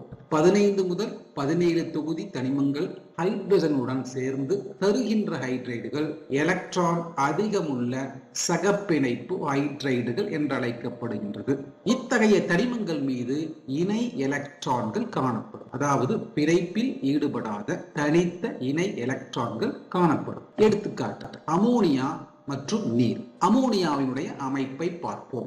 NH3. இந்த எலக்ட்ரான் அதிகமுள்ள சகப்பிணைப்பு ஹைட்ரைடில் நைட்ரஜன் மீது பிணைப்பில் ஈடுபடாத தனித்த இணை எலக்ட்ரான் காணப்படுவதை பார்க்கிறீர்கள். எனவே தான் இது எலக்ட்ரான் அதிகமுள்ள சகப்பிணைப்பு ஹைட்ரைடு என்று அழைக்கப்படுகிறது. 3 சரியான எலக்ட்ரான் உள்ள சகப்பிணைப்பு ஹைட்ரைடு, எலக்ட்ரான் ப்ரெசைஸ் ஹைட்ரைட்ஸ். 14ஆம் தொகுதி தனிமங்கள் ஹைட்ரஜனுடன் வினை புரிந்து தருகின்ற ஹைட்ரைடுகள் சரியான எலக்ட்ரான் உள்ள சகப்பிணைப்பு ஹைட்ரைடுகள் என்று அழைக்கப்படுகின்றது. வரையறையை பார்ப்போம். 14ஆம் தொகுதி சார்ந்த தனிமங்கள் ஹைட்ரஜனுடன் சேர்ந்து தருகின்ற ஹைட்ரைடுகள் சரியான எலக்ட்ரான் உள்ள சகப்பிணைப்பு ஹைட்ரைடுகள் என்று அழைக்கப்படுகின்றது. எடுத்துக்காட்டு, மீத்தேன் மற்றும் SiH4. மீத்தேனுடைய அமைப்பை பார்ப்போம். CH4. இந்த அமைப்பில் எலக்ட்ரான் குறைபாடும் இல்லை, எலக்ட்ரான் அதிகமும் இல்லை, சரியான எலக்ட்ரான் சேர்மமாக மீத்தேன் காணப்படுகிறது. எனவே சரியான எலக்ட்ரான் அமைப்பை பெற்றுள்ள சகப்பிணைப்பு ஹைட்ரைடுகள் நான்முகி அமைப்பில் காணப்படுகின்றன. ஆக இந்த வீடியோவிலே சகப்பிணைப்பு ஹைட்ரைடுகள் மற்றும் சகப்பிணைப்பு ஹைட்ரைடுகளின் வகைகளை பற்றி நன்கு புரிந்து கொண்டிருப்பீர்கள் என நம்புகின்றேன். உலோக அல்லது இடைசெருகல் ஹைட்ரைடுகள் என்றால் என்ன? உதாரணம் கொடு. உலோகங்கள் மற்றும் உலோக கலவைகள், குறிப்பாக டி தொகுதி தனிமங்கள் மற்றும் அவற்றினுடைய உலோக கலவைகள் ஹைட்ரஜனேற்றத்திற்கு உட்படுத்துவதன் மூலம் வழக்கமாக உலோக ஹைட்ரைடுகள் உருவாக்கப்படுகின்றன. இங்கு பார்ப்பது ஒரு உலோகத்தின் அணிக்கோவை தளம். இந்த அணிக்கோவை புள்ளிகளில் அந்த உலோகத்தினுடைய அணுக்கள் இடம்பெற்றுள்ளன. இந்த அணிக்கோவை தளத்தில் வெற்றிடங்கள் காணப்படுகின்றன. இந்த வெற்றிடங்களில் மிக சிறிய அணுவான ஹைட்ரஜன் இடம்பெறுகிறது. இதனால் உருவாகின்ற உலோக ஹைட்ரைடுகள் இடைசெருகல் ஹைட்ரைடுகள் என்று அழைக்கப்படுகின்றன. எடுத்துக்காட்டு, டைட்டேனியம் ஹைட்ரைடு. இந்த உலோக ஹைட்ரைடில் ஹைட்ரஜன் ஆனது 1.5 முதல் 1.8 என்ற அளவில் காணப்படுகிறது. இரண்டாவது பல்லாடியம் ஹைட்ரைடு. இந்த ஹைட்ரைடில் ஹைட்ரஜன் ஆனது 0.6 முதல் 0.8 என்ற அளவில் உள்ளது. ஹைட்ரஜன் ஆனது எதிர்கால ஆற்றல் மூலம் என்பதை நாம் அறிவோம். இந்த ஹைட்ரஜனை சேமிக்க அவைகளை உலோக ஹைட்ரைடுகளாக மாற்றி சேமிப்பதே சிறந்தது. ஏனெனில் உலோக ஹைட்ரைடுகள் வெப்ப நிலைப்புத்தன்மை குறைந்தது. எனவே எப்போதெல்லாம் ஹைட்ரஜன் தேவைப்படுகிறதோ அப்போது அவற்றை எளிதாக நாம் இந்த உலோக ஹைட்ரைடுகளிலிருந்து பெற முடியும். 11ஆம் வகுப்பு வேதியியல் பாடம் 4 ஹைட்ரஜன். இந்த வீடியோவிலே ஹைட்ரஜன் பிணைப்பு அதாவது ஹைட்ரஜன் பாண்ட் மற்றும் அதன் வகைப்பாடுகளான மூலக்கூறினுள் நிகழும் ஹைட்ரஜன் பிணைப்பு, இன்ட்ரா மாலிகுலர் ஹைட்ரஜன் பாண்ட் மற்றும் மூலக்கூறுக்கு இடைப்பட்ட ஹைட்ரஜன் பிணைப்பு, இன்டர் மாலிகுலர் ஹைட்ரஜன் பாண்ட் பற்றி முழுமையாக தெரிந்து கொள்வோம். ஹைட்ரஜன் பிணைப்பு என்றால் என்ன? What is meant by hydrogen bond? Hydrogen அணுவிற்கும் அதிக எலக்ட்ரான் கவர்திறன் கொண்ட புளூரின் அல்லது ஆக்சிஜன் அல்லது நைட்ரஜன் அணுக்களுக்கு இடையே உண்டாகின்ற வலிமை குறைந்த பிணைப்பு ஹைட்ரஜன் பிணைப்பு என்று அழைக்கப்படுகிறது. அதாவது ஹைட்ரஜன் பிணைப்பானது வான் டெர் வால்ஸ் கவர்ச்சி விசையை விட சற்று வலிமையானது, ஆனால் சக பிணைப்பை விட வலிமை குறைந்தது என்பதை நினைவில் வைத்துக் கொள்ள வேண்டும். ஆக ஹைட்ரஜன் பிணைப்பு என்பது ஒரு ஹைட்ரஜன் அணுவிற்கும் அதிக எலக்ட்ரான் கவர்திறன் கொண்ட புளூரின் அல்லது ஆக்சிஜன் அல்லது நைட்ரஜன் அணுக்களுக்கு இடையே உண்டாகின்ற வலிமை குறைந்த நிலை மின்னியல் கவர்ச்சி விசை. ஹைட்ரஜன் பிணைப்பு இரண்டு வகைப்படும். ஒன்று, மூலக்கூறினுள் நிகழும் ஹைட்ரஜன் பிணைப்பு, அதாவது ஆங்கிலத்திலே இன்ட்ரா மாலிகுலர் ஹைட்ரஜன் பாண்ட் என்று அழைக்கப்படுகிறது. மற்றொன்று, மூலக்கூறுக்கு இடைப்பட்ட ஹைட்ரஜன் பிணைப்பு, இது ஆங்கிலத்திலே இன்டர் மாலிகுலர் ஹைட்ரஜன் பாண்ட் என்று அழைக்கப்படுகிறது. இவை இரண்டையும் பார்ப்போம். ஒன்று, மூலக்கூறினுள் நிகழும் ஹைட்ரஜன் பிணைப்பு என்றால் என்ன? உதாரணம் கொடு.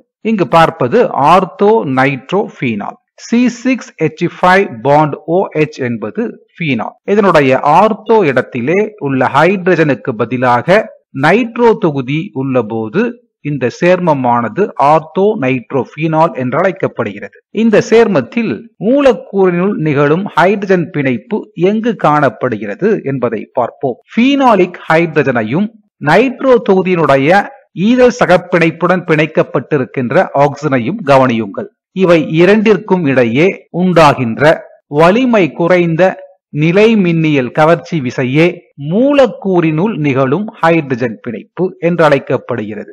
மற்றொரு எடுத்துக்காட்டையும் பார்ப்போம். இது சாலிசிலால்டிஹைடு. C6H5OH என்பது ஃபீனால் என்பதை நாம் அறிவோம். இதனுடைய ஆர்த்தோ இடத்திலே ஒரு ஆல்டிஹைடு தொகுதி உள்ள போது அந்த சேர்மமானது சாலிசிலால்டிஹைடு என்று அழைக்கப்படுகிறது.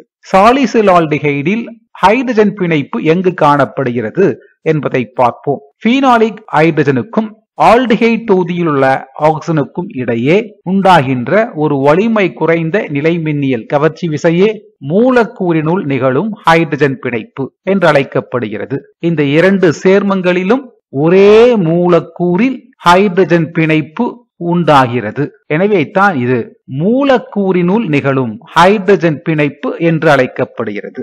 மூலக்கூறுக்கு இடைப்பட்ட ஹைட்ரஜன் பிணைப்பு என்றால் என்ன? உதாரணம் கொடு. இரண்டு மூலக்கூறுகளுக்கு இடையே உருவாகும் ஹைட்ரஜன் பிணைப்பு மூலக்கூறுக்கு இடைப்பட்ட ஹைட்ரஜன் பிணைப்பு என்று அழைக்கப்படுகிறது. எடுத்துக்காட்டின் மூலமாக இதை புரிந்து கொள்வோம். முதலில் நாம் பார்ப்பது ஹைட்ரஜன் புளூரைடு. இது ஒரு மூலக்கூறு ஹைட்ரஜன் புளூரைடுக்கும் மற்றொரு மூலக்கூறு ஹைட்ரஜன் புளூரைடுக்கும் இடையே உருவாகின்ற வலிமை குறைந்த கவர்ச்சி விசை.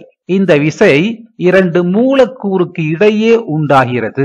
இத்தகைய ஹைட்ரஜன் பிணைப்புகளானது மூலக்கூறுக்கு இடைப்பட்ட ஹைட்ரஜன் பிணைப்பு என்று அழைக்கப்படுகிறது.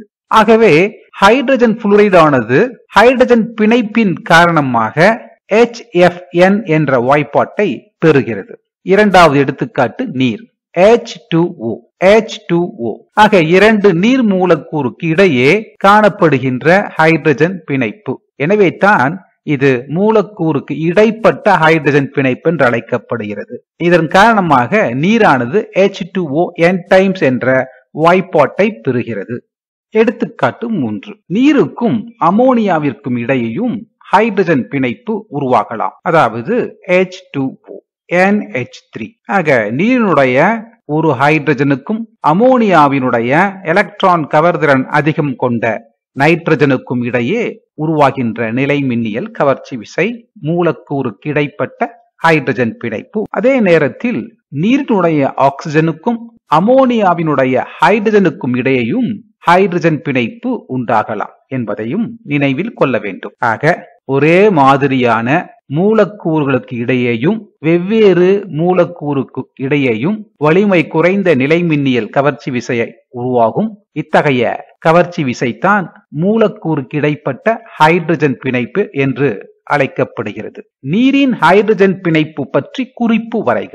நீர் மூலக்கூறு அவைகளுக்கிடையே வலிமையான ஹைட்ரஜன் பிணைப்பை உருவாக்குகிறது. எவ்வாறு உருவாக்குகிறது என்பதை பார்ப்போம். இங்கு பார்ப்பது நீர் மூலக்கூறு H2O. ஒரு நீர் மூலக்கூறு மற்ற 4 நீர் மூலக்கூறுடன் ஹைட்ரஜன் பிணைப்பை உண்டாக்குகிறது. இந்த ஹைட்ரஜன் பிணைப்பினுடைய நீளமானது ஏறத்தாழ 180 பிகோமீட்டராக இருக்கும். பனிக்கட்டி. பனிக்கட்டியில் ஹைட்ரஜன் பிணைப்பு பற்றி குறிப்பு வரைக. இங்கு பார்ப்பது பனிக்கட்டியினுடைய அமைப்பு. ஹைட்ரஜன் பிணைப்பின் காரணமாக இவ்வாறான அமைப்பை பனிக்கட்டி பெறுகிறது. இந்த அமைப்பில் உள்ள ஒவ்வொரு ஆக்சிஜனும் நான்முகி வடிவில் அருகில் உள்ள 4 நீர் மூலக்கூறுடன் ஹைட்ரஜன் பிணைப்பின் மூலமாக சூழப்பட்டுள்ளது. இவ்வாறான திறந்த அமைப்பின் காரணமாக 0 டிகிரி Cயில் பனிக்கட்டி நீருடன் ஒப்பிடும் பொழுது குறைவான அடர்த்தியை கொண்டுள்ளது. பனிக்கட்டியானது நீரில் மிதக்கிறது அல்லவா? ஏன் மிதக்கிறது? ஏனெனில் பனிக்கட்டியானது நீரை விட குறைவான அடர்த்தியை கொண்டுள்ளது. குறைவான அடர்த்திக்கு காரணம் பனிக்கட்டியினுடைய திறந்த அமைப்பு. புத்தக வினா. NH3, H2O, HF ஆகியவற்றை அவற்றின் ஹைட்ரஜன் பிணைப்பு தன்மையின் ஏறு வரிசையில் வரிசைப்படுத்துக. தங்களது வரிசைப்படுத்தலுக்கான அடிப்படையினை விளக்குக. இந்த 3 சேர்மங்களிலும் உள்ள எலக்ட்ரான் கவர்திறன் அணுக்களானது புளூரின், ஆக்சிஜன், நைட்ரஜன். இருக்கின்ற அந்த 3 தனிமங்களில் புளூரின் அதிக எலக்ட்ரான் கவர்திறன் கொண்டது. அதைவிட குறைவாக ஆக்சிஜனும் அதைவிட குறைவாக நைட்ரஜனும் எலக்ட்ரான் கவர்திறனை கொண்டுள்ளன. இதை நினைவில் கொண்டு 3 சேர்மங்களில் முதலில் நாம் நீரை பார்ப்போம். H2O. ஹைட்ரஜன் பிணைப்பின் காரணமாக நீரானது இவ்வாறான அமைப்பை பெறுகிறது. நீரில் உள்ள ஆக்சிஜன் 2 தனித்த இணை எலக்ட்ரான்களை பெற்றுள்ளது.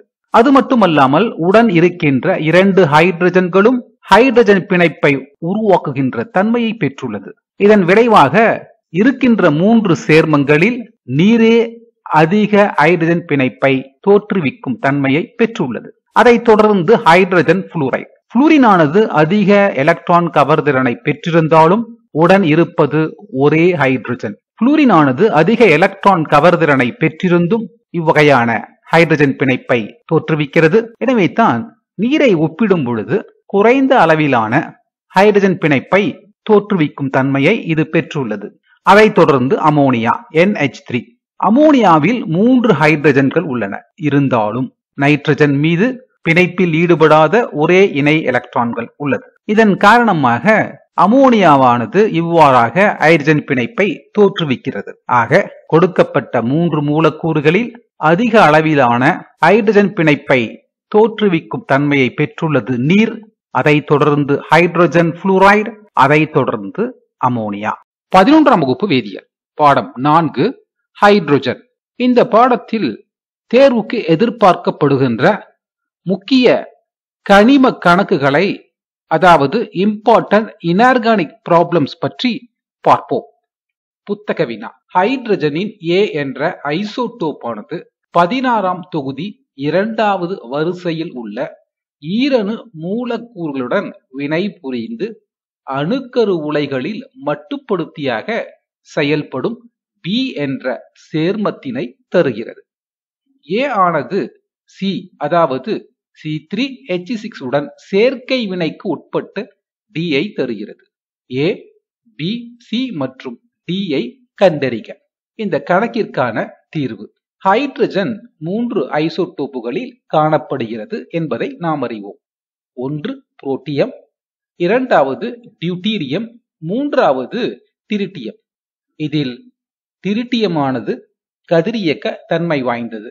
டியூட்டீரியம் ஆக்சிஜனுடன் வினை புரிந்து அணுக்கரு உலைகளில் மட்டுப்படுத்தியாக செயல்படும் கனநீரை தருகிறது என்பதையும் நாம் அறிவோம். எனவே ஹைட்ரஜனின் A என்ற ஐசோடோப்பானது டியூட்டீரியம். ஆக டியூட்டீரியம் A ஆனது 16வது தொகுதி 2வது வரிசையில் உள்ள ஈரணு மூலக்கூறான ஆக்சிஜனுடன் வினை புரிந்து D2O என்ற வாய்ப்பாடுடைய Bயை தருகிறது. இந்த சேர்மமானது கனநீர் என அழைக்கப்படுகிறது. இதன் வேதிப்பெயர் டியூட்டீரியம் ஆக்சைடு. இச்சமன்பாட்டை சமன் செய்வோம். 2 ஆக்சிஜன், எனவே டியூட்டீரியம் ஆக்சைடு முன்பு 2. 4 டியூட்டீரியம், எனவே டியூட்டீரியம் மூலக்கூறு முன்பு 2. ஆக டியூட்டீரியம் என்ற A ஆக்சிஜனுடன் வினை புரிந்து கனநீரை தருகிறது. D2 டியூட்டீரியம் A ஆனது C3H6 என்ற வாய்ப்பாடுடைய C-யுடன் இந்த நிறைவுற ஹைட்ரோ கார்பனை விரிவாக அமைத்துக் கொள்வோம். CH3 bond CH double bond CH2, அதாவது புரோப்பீனுடன் சேர்க்கை வினைக்கு உட்படுகிறது. சேர்க்கை வினையின் பொழுது நிறைவுற கார்பன்களிடத்திலே காணப்படுகின்ற பை பிணைப்பு முறிக்கப்பட்டு ஒரு டியூட்டீரியம் ஒரு கார்பனிடத்திலும் மற்றொரு டியூட்டீரியம் மற்றொரு கார்பனிடத்திலும் சேர்ந்து நிறைவுற்ற சேர்மமாக மாறுகிறது. விளைபொருளை எழுதுவோம். CH3 bond CH bond D bond CH2D. இச்சேர்மமானது புரோப்பேன் டியூட்டரைடு என அழைக்கப்படுகிறது. இதுவே D. பெறப்பட்ட முடிவுகளை அட்டவணைப்படுத்துவோம். சேர்மம், அமைப்பு வாய்ப்பாடு, பெயர். A D2 deuterium, B D2O கனநீர் அல்லது deuterium oxide, C CH3 bond CH double bond CH2 propene, D CH3 bond CH bond D bond CH2D. இது புரோப்பேன் டியூட்டரைடு. அடுத்த புத்தக வினா. பொதுவாக பயன்படுத்தப்படும் உப்பில் உள்ள ஒரு முதல் தொகுதி உலோகம் A ஆனது B-யுடன் வினை புரிந்து C என்ற சேர்மத்தினை தருகிறது. இச்சேர்மத்தில் ஹைட்ரஜன் -1 ஆக்சிஜனேற்ற நிலையில் காணப்படுகிறது. B ஆனது D என்ற வாயுவுடன் வினைப்பட்டு அனைத்து கரைப்பான், அதாவது யூனிவர்சல் சால்வெண்ட் E ஐ தருகிறது. சேர்மம் E ஆனது A உடன் வினைப்பட்டு F என்ற ஒரு வலிமையான காரத்தினை தருகிறது. A, B, C, D, E மற்றும் F ஐ கண்டறிக. வினைகளை விளக்குக. இந்த கணக்கிற்கான தீர்வை பார்ப்போம். தீர்வு. பொதுவாக பயன்படுத்தப்படும் உப்பு சோடியம் குளோரைடு என்பதை நாம் அறிவோம். முதல் தொகுதியில் உள்ள அந்த உலோகம் சோடியம் அல்லவா? எனவே A ஆனது சோடியம். சோடியமானது ஹைட்ரஜனுடன், அதாவது B-யுடன் வினை புரிந்து சோடியம் ஹைட்ரைடு என்ற C சேர்மத்தை தருகிறது. இந்த சமன்பாட்டை சமன் செய்வோம். 2 ஹைட்ரஜன், எனவே சோடியம் ஹைட்ரைடு முன்பு 2. 2 சோடியம், எனவே சோடியம் உலோகம் முன்பு 2. சோடியம் ஹைட்ரைடில் ஹைட்ரஜன் ஆனது -1 ஆக்சிஜனேற்ற நிலையில் காணப்படுகிறது. ஹைட்ரஜன் B ஆனது ஆக்சிஜனுடன், அதாவது D-யுடன் வினை புரிந்து H2O என்ற வாய்ப்பாடுடைய நீரை தருகிறது. E இது அனைத்து கரைப்பான், அதாவது யூனிவர்சல் சால்வெண்ட் என அழைக்கப்படுகிறது. ஏனெனில் பெரும்பான்மையான பொருட்களை கரைக்க நீர் பயன்படுகிறது. எனவே தான் நீரானது அனைத்து கரைப்பான் என அழைக்கப்படுகிறது. இச்சமன்பாட்டை சமன் செய்வோம். 2 ஆக்சிஜன், எனவே நீருக்கு முன்பு 2. 4 ஹைட்ரஜன், எனவே ஹைட்ரஜன் மூலக்கூறு முன்பு 2. தற்போது இச்சமன்பாடானது சமனாகி உள்ளது. A சோடியமானது E நீருடன் வினை புரிந்து NaOH என்ற வாய்ப்பாடுடைய வலிமையான காரத்தை தருகிறது. இந்த காரமானது சோடியம் ஹைட்ராக்சைடு, அதாவது F. துணை விளைபொருளாக ஹைட்ரஜன் வாயு வெளியேறுகிறது. இச்சமன்பாட்டை சமன் செய்வோம். நீரில் உள்ள ஹைட்ரஜன் ஆனது ஈவன் எண்ணில் காணப்படுகிறது. எனவே சோடியம் ஹைட்ராக்சைடு முன்பு 2. 2 சோடியம், எனவே சோடியத்திற்கு முன்பு 2. 2 ஆக்சிஜன், நீருக்கு முன்பு 2. தற்போது இச்சமன்பாடானது சமனாகியுள்ளது. பெறப்பட்ட முடிவுகளை அட்டவணைப்படுத்துவோம். சேர்மம், வாய்ப்பாடு, பெயர். A Na sodium, B H2 hydrogen, C NaH sodium hydride, D O2 oxygen, E H2O நீர், F NaOH சோடியம் ஹைட்ராக்சைடு. கீழ்கண்ட வேதி வினைகளை பூர்த்தி செய்து எந்த வகையை சார்ந்தது என வகைப்படுத்துக. ஒன்று potassium permanganate plus hydrogen peroxide, chromic chloride plus நீர், கால்சியம் ஆக்சைடு பிளஸ் H2O. இச்சமன்பாட்டை சமன் செய்து கீழே கொடுக்கப்பட்டுள்ள வினை வகைகளில் எந்த வகையை சார்ந்தது என வகைப்படுத்த வேண்டும். முதலாவது potassium permanganate plus hydrogen peroxide KMnO4 plus H2O2. அதாவது பொட்டாசியம் பெர்மாங்கனேட் ஆனது ஹைட்ரஜன் பெராக்சைடுடனான வினையை எழுதுவோம். இவ்வினையினுடைய முதலாவது விளைபொருள் மாங்கனீஸ் டை ஆக்சைடு, இரண்டாவது விளைபொருள் பொட்டாசியம் ஹைட்ராக்சைடு, மூன்றாவது விளைபொருள் நீர், நான்காவது விளைபொருள் ஆக்சிஜன். இச்சமன்பாட்டில் பொட்டாசியம் பெர்மாங்கனேட்டில் உள்ள மாங்கனீசின் ஆக்சிஜனேற்ற எண் விதியின் அடிப்படையில் Mn இன் ஆக்சிஜனேற்ற நிலை +7. இது ஹைட்ரஜன் பெராக்சைடுடன் வினைப்படுத்தப்பட்டு MnO2 ஆக மாறுகிறது. MnO2வில் மாங்கனீசின் ஆக்சிஜனேற்ற நிலை +4. அதாவது பொட்டாசியம் பெர்மாங்கனேட்டில் உள்ள Mn7+ ஆனது 3 எலக்ட்ரானை ஏற்று Mn4+ ஆக மாறுகிறது. அதாவது எலக்ட்ரானை ஏற்றுக்கொள்ளுகிறது. எலக்ட்ரானை ஏற்றுக்கொள்ளுகின்ற வினையானது ஆக்சிஜன் ஒடுக்கம் என்பதை நாம் அறிவோம். அதே நேரத்தில் ஹைட்ரஜன் பெராக்சைடில் ஆக்சிஜனுடைய ஆக்சிஜனேற்ற நிலை -1. இது எலக்ட்ரானை இழந்து ஆக்சிஜன் மூலக்கூறாக மாறுகிறது. ஆக்சிஜன் மூலக்கூறில் ஆக்சிஜனேற்ற எண் 0. எனவே எலக்ட்ரானை இழக்கக்கூடிய வினையானது ஆக்சிஜனேற்ற வினை என்பதை நாம் அறிவோம். இச்சமன்பாட்டை சமன் செய்வோம். Mn7+ Mn4+ ஆக மாற 3 எலக்ட்ரான் தேவை. எனவே ஹைட்ரஜன் பெராக்சைடு முன்பு 3, 6 ஹைட்ரஜன், நீருக்கு முன்பு 2, பொட்டாசியம் ஹைட்ராக்சைடு முன்பு 2. எனவே 2 hydrogen plus 4 hydrogen 6 hydrogen, 2 potassium. எனவே பொட்டாசியம் பெர்மாங்கனேட் முன்பு 2, 2 மாங்கனீஸ் டை ஆக்சைடு முன்பு 2. தற்போது ஆக்சிஜனுடைய எண்ணிக்கையை பார்ப்போம். 8 oxygen plus 6 oxygen 14 oxygen, 4, 6, 8.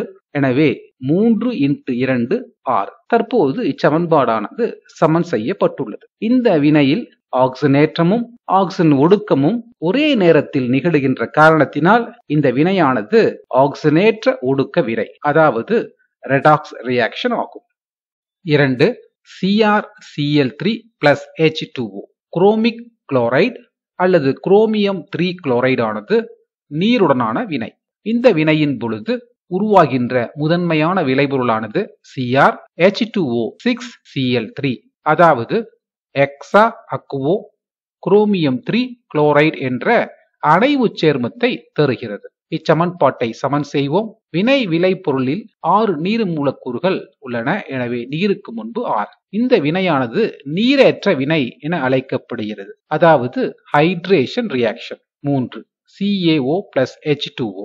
Calcium oxide ஆனது நீருடன் வினை புரிந்து CaOH twice என்ற வாய்பாடுடைய கால்சியம் ஹைட்ராக்சைடை தருகிறது. இந்த வினையானது நீரார் பகுத்தல் வினை, அதாவது ஹைட்ராலிசிஸ். இந்த வீடியோ உங்களுக்கு பிடித்திருந்தால் லைக் பண்ணுங்க, ஷேர் பண்ணுங்க, மறக்காம ஸ்ரீதர்ஸ் ஈஸி கெமிஸ்ட்ரி சேனலை சப்ஸ்கிரைப் பண்ணுங்க. தேங்க்யூ.